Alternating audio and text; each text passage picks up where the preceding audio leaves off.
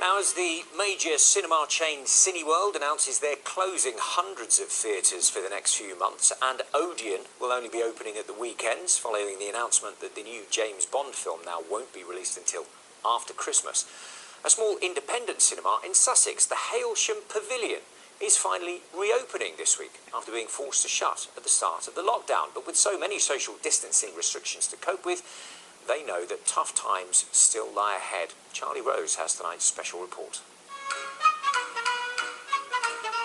It's almost 100 years since Charlie Chaplin's latest film brought laughter and entertainment to the brand new Hailsham Pavilion. But for this independent cinema, the past few months have been no laughing matter. There's been no income whatsoever. So if you can imagine not having any staff, any customers, anything happening at all for 6 whole months. So it's just one big black hole. There's a young lady in Santiago I want you to meet. After the release of the new James Bond film was put back again, industry giant Cineworld announced it's temporarily closing its cinemas in the UK and the US, and a quarter of Odeon venues will now be opening only at weekends.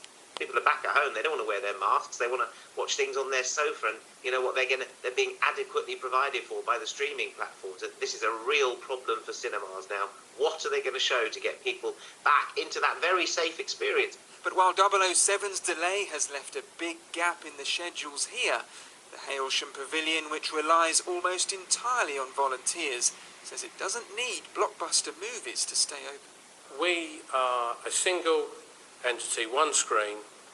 We are not corporate. We have got vastly reduced overheads compared to someone at Cineworld. As long as there is some new content out there, we can keep going through this. It's not a business model that's going to work in the long term, just to get us through, really. And what's also helping is a new £5,700 government grant to help the venue reopen safely on Wednesday.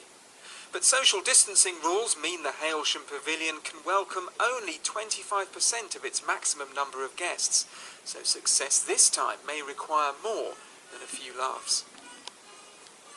Well, Charlie's in Hailsham for us now. And Charlie, you mentioned the government grant there. Hailsham's not the only venue in the South East to actually receive one.